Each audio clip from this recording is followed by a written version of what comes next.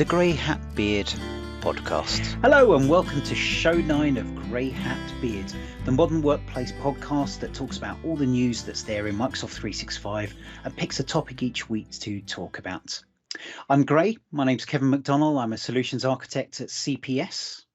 Unfortunately, we have no Hat this week. He's a bit tired after Hackathon that we'll mention in a minute, but we do still have a Beard. Yes, hello, I am Beard. Gary Trinder, Solutions Architect, works from CPS, also a Microsoft MVP for Office Development, and also a member of the PMP team in my spare time. First time you got to say that. And we have a guest this week. So originally was going to be with Al, but unfortunately Al's dropped out. But we have Matt Weston, if you'd like to introduce yourself. Hi everybody, my name is Matt Weston. I'm the Managing Director for Advantage 365 in the West Midlands. I'm also a Microsoft MVP, but in business applications, particularly around Powerups and Power Automate. I'm also quite proudly a Flownaut, so I am a power user in the Power Automate community. Not a Power Automate Naut. It hasn't got quite the same ring to it, does it? No, I did suggest Autonaut at one point, but I still prefer the more retro Flownaut. Absolutely. Yeah, I agree. Sounds like a car hybrid, an Autonaut. Yeah, exactly. Yeah, I mean, to be honest, on the other side, you've got the app nauts as well. So I think Flownaut is still the better title. It's still the one that flows more than anything. And you still create flow, so that's all good. Exactly. For anyone joining us for the first time, we split each show into two parts. The first part, we talk a bit about the news, and the second part, we pick a topic. This week, we're going to be talking about, I like that, but can we make it look a little bit less like SharePoint? But we'll cover that in part two. First, we'll kick off with the news. And as our guest, Matt, do you want to go first? Okay, thank you. Yeah, so there's some interesting things coming to SharePoint Online at the moment. So I don't know if you've noticed, but stock images have rolled out across the Office applications. So when you go to insert an image, you can select from local machine, you can search online, and you've also got a big library now of stock images that Microsoft provide. That is now coming to SharePoint Online. I'm seeing that in some of my tenancies at the moment.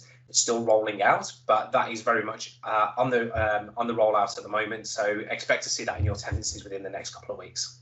Cool. How does that differ from the? I think there's a Creative Commons flag, isn't there, on some of the images that you get at the moment? So have they distinguished what's different, or is it just another place for it? So yeah, basically, they're not rubbish, I think. Is the key. Yeah, I mean, they are very, very good quality images. It's almost Microsoft's Shutterstock Lite type approach, where they're giving you all these images that you can use to give yourself some really rich content. They are completely royalty free. So you can feel free to use them in your own environments.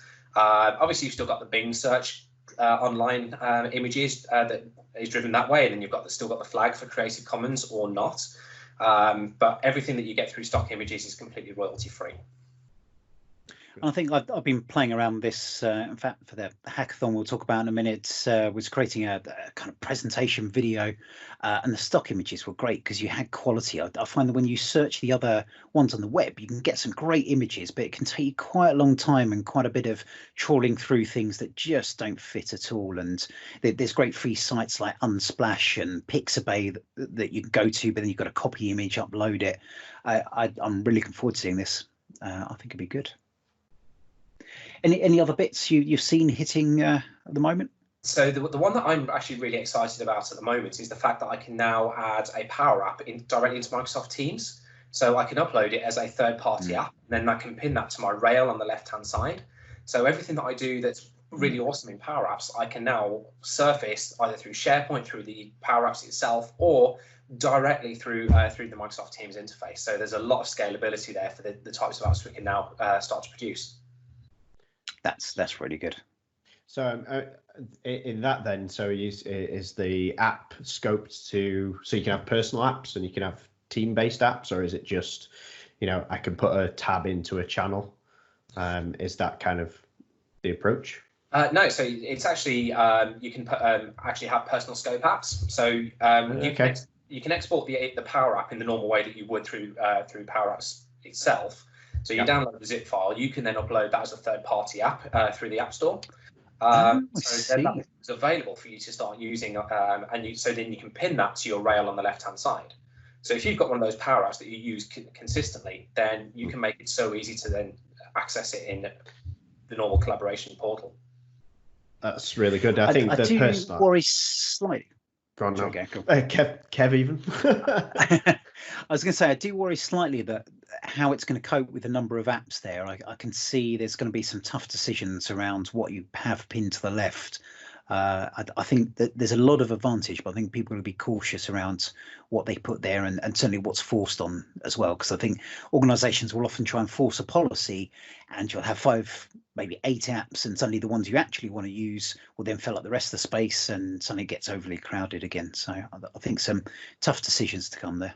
It is a good kind of, again, seeing the maturity of teams kind of coming through, that where you're able to do this now. Powerups, you'll be able to build something pretty quickly, get it out there, and then get it in front of people, and using Teams as a delivery mechanism, which maybe you wouldn't have had before because you'd have to have the app on your phone or whatever. But I think, come to your point, Kev, it might be that now that you start having policies for different types of worker in Teams, which you can do. So if you're in sales, you have a sales Power App there, and it's only you in sales department that's going to see it. So that again, from a management side of Teams, I think it's going to be really interesting how it's going to be managed. But yeah, if you just have everything, a million apps down the left hand side, then that's not really going to work. Yeah, exactly. No, I think it'd be really good. Something we're seeing is starting to pin the intranet to the left-hand side, so you can sort of click on that, and rather than going to browsers for the intranet, again, making Teams the hub for it. Starting to see more interest in that, definitely. Yeah, it's all about just bringing everything into that one interface, isn't it? That's what makes Teams so valuable in the whole of Office 365. I presenting last month at GlobalCon, and I called Teams Pac-Man, because it just goes around swallowing up every other app, and that's effectively what it does. It's maybe not swallowing them, but it's allowing us to surface everything through that one interface, which I think is, for a worker, is absolutely invaluable. I think what's nice at the moment is it hasn't become too cluttered yet, that people haven't sort of forced too much things into there. It does feel natural, but I'm hoping that keeps. So sounds good. And any other bits, Matt, before we go on? The only other part, which is rolling out within the next few weeks as well, is modern managed metadata service, which I think you've already mentioned previously.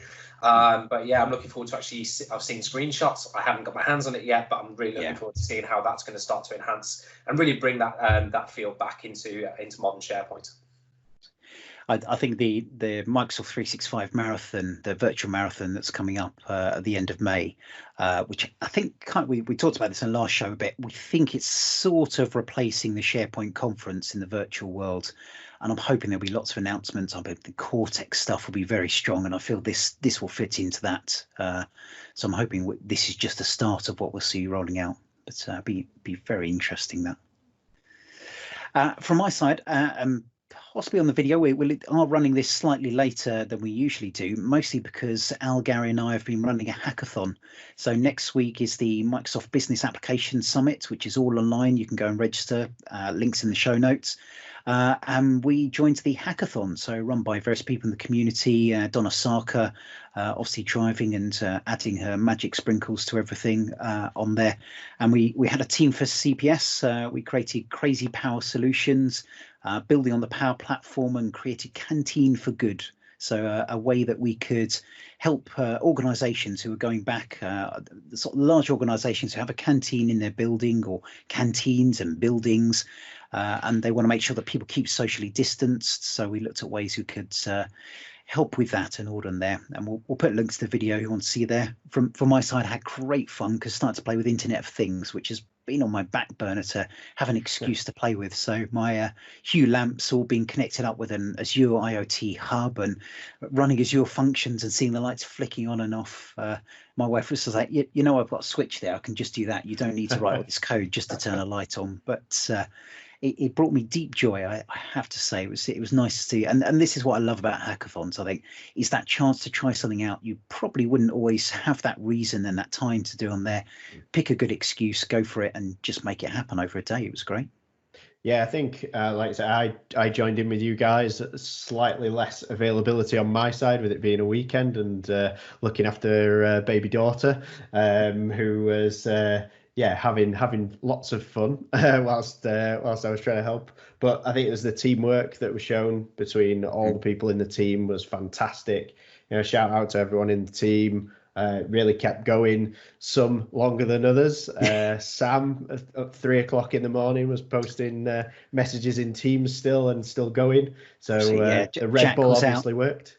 Yeah, Jack was up till gone 1, and Damien was up till apparently 3:30, 4 as well, playing around. Although he does acknowledge that for a couple of hours he was helping his mum with her laptop, so that was keeping him up as well. Typical IT, person. Exactly. But no, great fun, and really look forward. The results of that will come out with the Business Application Summit next week. Really looking forward to that. And funnily enough, one of the things we didn't hit on the hacking was the bots. And almost every time I'm shouting, Gary knows well, I'm always shouting about bots. It's one of my loves, and I think there's lots that go on there. But I have been doing some bots in the day job, which has been great fun. But I've hit a bit of a problem, which is driving me crazy. And that's the Q&A maker service, which I think really helps power bots. For those who haven't seen it, you can put documents and put public pages onto there, and you can actually have it consume that and turn it into FAQs automatically. So really powerful way of getting existing content very easily. Except if you happen to hit an organization that only allows UK regions, Q&A Maker service requires a West US one, even though it doesn't actually host anything there. All the data is hosted separately. Then it's not on there. So if anyone happens to see this and that winds them up as well, then maybe if you could go and vote this, and I'll put this in the show notes. Not my one, but absolutely backing that, because there's no reason why we shouldn't be able to have this cognitive service stuff outside of the US as well.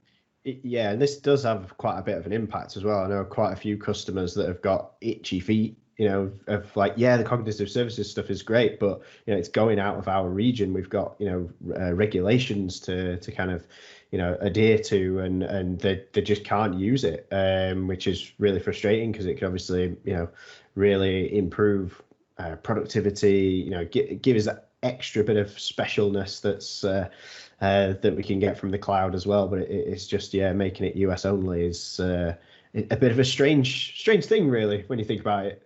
There's so many things out there in the cloud that you can get in so many different regions, yet this one is just US only. Yeah, and given how prevalent all of this is becoming at the moment, it needs to be available everywhere. Like you've already said, there's a lot of blockers around data sovereignty. So as soon as it steps out of your sovereign borders, then those conversations you have with clients are almost dead in the water. So I'll definitely be voting this one up. Yeah. And what's frustrating is when you fill out the Q&A Maker form, it all says UK. There's nothing that mentions that it's US only. It's only when you create it, you have that one element. Or if you go and try and create it and it just blocks it because someone has a policy set. So fun and games with that one. It's always good to keep you on your toes with some of this stuff. And keep you on your toes, something that's been bubbling away for a little while now is the SharePoint Spaces. It kind of released, I think, with a bit of fanfare. Was it 2 years ago at the SharePoint conference? I think 3 years ago. 3 years ago now. Wow. And I think a lot of people, I'd say it was a very Marmite type announcement where people were very excited about it, talking about mixed reality being the future, where everything's going. I'd say I'm slightly on that side, and others going, well, it's just a gimmick. And I think it is a bit of a gimmick. I think it was something that there was lots of great announcements, but small ones, and they wanted something that stood out a bit. And I do think pushing things forward and trying to say, look, we know this isn't for now. This is something we're working on that's coming through. I think it's good to announce and good to see that it's actually there now. I know Paul Bullock, he shared some things. He'd taken some of his 3D models. He's been doing a lot with the printing face visors and things like that. And he put the models up on the SharePoint site, and it looks absolutely brilliant. So I think for the right situations, be great. Not for everyone. I think this one just kind of makes me chuckle a bit that 3 years ago it was the big thing, and then it gets released, but it didn't really get released. We've got this support page, and it was people on Twitter just saying, "Oh, I appear to have Spaces as a feature that I can turn on. Absolutely nothing else from Microsoft. It's almost like, yeah, well, it was good, but we'll just release it out the back door. Yeah. So how far it's fallen. Officially, it's always been in private preview, hasn't it, over the last couple of years while they've been trying to refine it. And now that it's going to public preview, we should hopefully be able to see it used a little bit more. I've certainly got, again, for those sort of engineering customers that I've got, I'm actually quite looking forward to showing this. Yeah, I think it'd be great. And one thing that's interesting, and I might try and find it for the show notes, there are a few companies where you can rent a HoloLens for a couple of weeks, and I do see that mixed reality. I don't think it's far off, and I think there will be a sudden explosion. And I see it a little bit like Microsoft did with the tablets. Yeah, I think they had some pretty good tablets. They were the first people that got some of those devices out there. And then Apple came and did it properly and made them easy to use and stuff in there. I see the little bit of either worry or the position here. And I think hopefully this will push people on to do a bit more on there. So you're telling us Apple are going to release a VR product and swipe the market again then? No, I think someone else is. If I'm honest, I can see either Facebook. I know Snapchat have tried it a bit. There's the the Magic Leap that's been it's gone very quiet recently. Now I think about it, but VR's always been an interesting one for me because of Oculus and all that happening, and it seems to be like it came and then it just went again, and then it's like, is it going to come back? And I think it's that it will come back when it becomes more of a normal thing, like tablets is a normal thing that everyone's going to have. Yeah. Is everyone going to be sat in their front room with a visor on? Not sure about that. It might change now that the world is changing. But yeah. That's an interesting point, isn't it? Ready Player One. Are we now Ready Player One because we're all stuck inside? Yeah, like I say, it could be a change that makes it, more of a, actually, I'm more interested in that. Things like, it's not VR, but Facebook Portal now. Everyone used to have the Kinect on the Xbox and everyone went, I'm not really bothered. I actually sold my Kinect, but now I feel like I wish I'd kept it because it would have actually been useful. So those kind of things where you've probably thought in the past, actually, I'm not that interested. It's not worth my time. I hardly ever use it. May start to come back in for the uses that they do now have because of the constraints that we're living under. Yeah, and some of those constraints have actually started people thinking about using that. So I know Mark Jones from Collab 365 is considering actually holding virtual conferences. And he's trying to I think he is. They've got the AltSpace VR. They're going to run the GlobalCon 2 parts of that in AltSpace VR, aren't they? So interesting. Interesting. That just reminded me in the MVP summit, a few of the MVPs decided to have their own little VR party as well. So yeah, it was one of the times I saw it, and people were getting really interested and thinking, well, yeah, okay, let's try this and see what happens. So I've got one issue with that, and based on the hackathon last night, is can you do that kind of drinking motion with the headset on? And if not, it's not the best party, is it? Yeah, good for conference. The straws coming round. HoloLens adapter. Oh, there's a market for that. 3D printing it. Now there's innovation. There we go. You heard it here first. Final bit of news I was just going to mention. I was having a good chat with Joel Rodriguez, who's one of the, I think it's Office Dev MVP, isn't he? And he was talking about moving his site, and it reminded me of a great post from Andrew Connell that's put out recently about hosting static sites. Now, our Grey Hat Beard, we actually host on a static site using Gatsby. We actually put all the podcast into Azure storage. Maybe something we'll talk about in a future show if anyone's interested. But what really took to me was from AC's post was how much cheaper it is hosting on the static sites. So I'll post that and do have a read. Gary, anything else? From my side, so obviously getting involved with the Hacking for Good at the weekend. So that was really good. Great to see the amount of people that came out to actually, put forward their skills for the day. I think there were 130 plus people on the EMEA call, 30 odd teams, 50 in total, I think, across all the different regions, all for a 24-hour period to just build apps to make the world a better place, which, kudos to everyone. I think that is a great turnout for a weekend, and there's some great teams about as well. Obviously, our team is a great team, but plenty of other teams as well. So John Levesque had a bit of a superstar team going on Twitter as well. So no pressure on those guys. As I said. Yeah.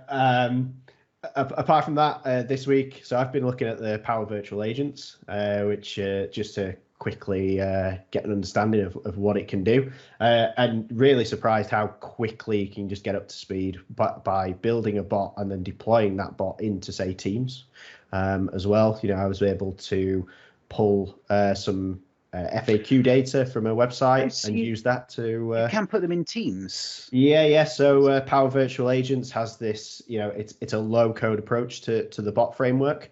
So with the bot framework, you've got different channels that you can set up, so website or Teams.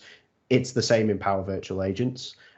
So I was able to very quickly pull data in from a third-party website. So I used the NHS FAQs for COVID-19.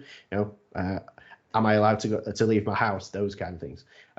Pulled those in to create some topics, and then very quickly was able to create a bot that you could just put a message in there and it would respond with one of those kind of suggested articles, and then again just publish it to a channel, and create a Teams app using the App Studio. So again, no code there.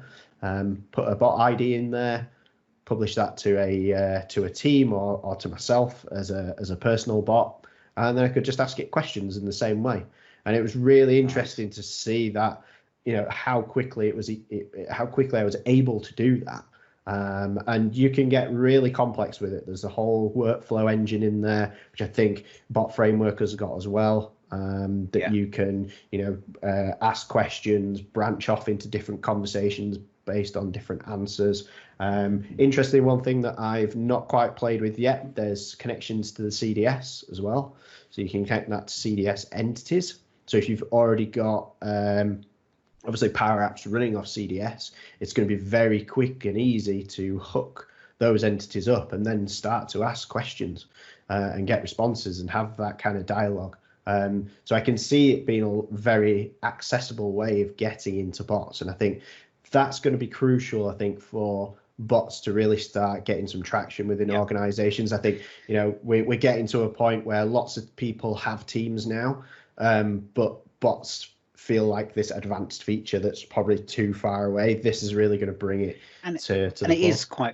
It is quite hard. One of my talks has been on the sort of story of bots and how to get started, and it started when it was Dynamics Virtual Agent and things. And I have to admit, I haven't looked at the sort of latest on the PPAs, but really like to look at those. But there's a certain mentality to designing them that you need to get thinking about, a certain process of talking about the dialogues, of working out the flows, what happens when people say something stupid, that kind of thing that goes in there. I probably should say I don't think it's going to be 2 weeks now, but probably in 4 weeks. We've actually got Stefan Bisser, who's an MVP in the AI space, who does a lot with bots. Is going to come and be a guest on the show. We'll talk a bit more about bots. I think it should be good, but I think absolutely opening up, great thing. If they could just drop the price or put a smaller barrier to entry, that to me would change it, because I think it's a great product. I think it's the same barrier across the rest of the Power Platform, isn't it? That's to get the really the high level functionality or the premium functionality, then you are looking at a little bit of a price increase. But I think as long as you're not having just a single bot for that one license fee, then it's in that scenario it's quite it's not very cost effective. You start to bring it's that barrier. That's the problem, that they should have a kind of low one for a bot, and then that kind of similar one for lots of them would get people into more of those. And then I think, as you were saying, you can get lots then. Yeah, absolutely. I think the actual PVA team, they've done such a good job of making it actually look and feel like Power Automate. It's a very, very similar interface. So people are now getting used to the whole the creating flows and the process automation aspect. So applying that same sort of logic to what you can do in PVA has really opened the door for that. So I think from an adoption point of view, they've done a really good job there. But like you said, it's just getting that traction in the first place to get people using it. And then really opening the door from that side.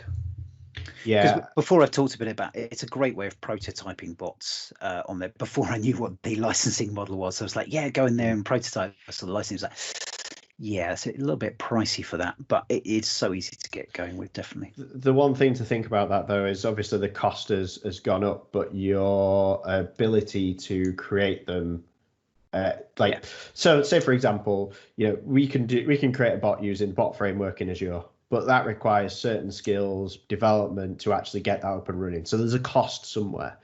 Power Virtual Agents, and you could argue Power Platform and Flow are exactly the same in the way that they sit on top of Azure services that we can use. So Logic Apps and Flow, I could easily go into Logic Apps and I get a level of detail that's based on developer. But Power Automate leverages that in a different way that people can get up and use it. It's the same with the PVA that. Yes, it's expensive, but it's covering that complexity and I'm going to cost. Cut you off a little bit because we're running slightly over on this one, and we will definitely talk, I think, more about this in bots with Stefan and sort of that journey from between the different levels as well. I think that's something we definitely like to cover more later. It's a big topic. So definitely. Any other? Sorry, Gary. Any other news? Yeah, so one more. So Teams related. Teams provisioning is a big subject at this moment in time, and Microsoft released a sample request a team app template at the back end of last week. And I was able to get this up and running really quickly in one of our tenants and to really take a look and see how it's been put together. Bit of a shout out to an ex-colleague of mine, Alex Clark, who moved to Microsoft to become a Premier Field Engineer, who's been working in the background with the Teams product group to basically create this template. So great work, Alex. And thank you for submitting this out to the community so that we can take a look at it. And because it's out there now, we've got the ability to go back and try and improve this as well in different areas and extend it, which is great to see. But it's a really good example of how you can use Power Platform in conjunction with Azure to provision Teams and have a request process in there. So it's got some templates, it's got an approval process, and use the Graph API for creating those teams. But like I say, it is a really good example. Definitely go and check that out. I think it's good. Cool. Okay, I think we'll almost wrap up there. Just a shout out to a few events going on. We've got CollabCon 2 coming up June 15th to 19th that Al and I are speaking at, and I'm going to guess Matt as well. I know you're a regular on those with the Collab 365. Are you speaking on CollabCon 2? I don't think at the moment I'm actually speaking in the main event. Okay. I will be taking part in an Ask Me Anything session again with Ben Stedging and Nick Bratelli. So that was great, the last one. Really enjoyed that. Actually. It was good fun. So you have the chance to ask us any questions about the various topics throughout that time. But there's also a warm-up day taking place beforehand as well. So particularly if you've not had any exposure to any of the various technologies, whether that's SharePoint, Teams, Powerups, Power Automate, there will be basic introduction sessions taking place before that. And I'll be presenting the Power Automate warm-up. Excellent. I will make sure links to that is in the show notes. We mentioned the Microsoft 365 virtual marathon coming up. So if you like the SharePoint conference, I think definitely sign up for that and get the latest. Also, we heard last week, Al and I were due to be speaking at Comsverse in July. They've actually now moved it to online only. So if you go to comsverse.com, it's now going to be available from there. You can watch it live for free, or you can pay for a small price to be able to get all the videos and all the sessions afterwards. But check out the details, comsverse.com. And if you're a speaker or want to speak, they have reopened the call for speakers. So worth keeping an eye out for that. They're putting on a lot more sessions by moving it to online. So they've opened things up a bit there, which is great. Mentioned the Microsoft Business Application Summit next week. So if Power Platform and Dynamics is your bag, definitely sign up for that and keep it on a corner while you're working away next week. And I believe the week after the next, there's a bit of a Blur versus Oasis clash going on. So the Black Country Power Platform user group, you're going to be up. I think Matt's running that on the 12th of May. Yeah, that's correct. So we've actually got Al. So we've got Hat coming along and taking part in that. He's going to be doing his first time running the model-driven apps for dummies session. So that's going to be quite a good one. And we've also got Laura Graham Brown, another BizApps MVP, who's going to be talking about posting adaptive cards to teams from Flow. So it's quite a packed evening, but it's always good to have to get some of that latest and greatest information. And if people sign up for that, they'll get links. Are you running a lot on Teams? Yeah, that's correct. So when you sign up, you'll get an email which has got all the information in there, plus an ICS file with the link to join. All of that's driven by Power Automate and Flows. Excellent. Drink your own champagne. So yeah, feel free to sign up. You will get all the information directly to your email, and then it'll just be a case of joining on the night, and it'll all be online. Brilliant. And then on the same night over in Leeds, at least virtually, is the Leeds Power Platform and Office 365 group. Yeah, so this is the first event that we've done since COVID, basically. It was a while ago that we actually did the in-person events. So we've got Simon Hudson and Dylan Hayes going to have a good old chat about Microsoft Teams, the move into the remote world, hints, tips, tricks, all those kind of things, and a bit of a round table chat as well to see how we're all getting on. But yeah, if that interests you, then get in touch. Join the meetup group that we've got, and we'll send you the links and be able to get into the team. And what's great about this being virtual is, much like with Bella and Oasis, you can buy both. You can have two screens running and keep flicking. So when Simon Doy starts nattering on a bit too much, you can flick over to the Black Country. And when Al starts losing it, talking about modern driven, you can flick back over and hear what Simon Hudson's talking about. So yeah, I think that'll be great. Great. Right, I think that is absolutely time to wrap up the first part. Thank you very much both for the news, and we'll take a very little pause, and then we'll be talking about SharePoint and making things not look like SharePoint. We'll speak in a minute.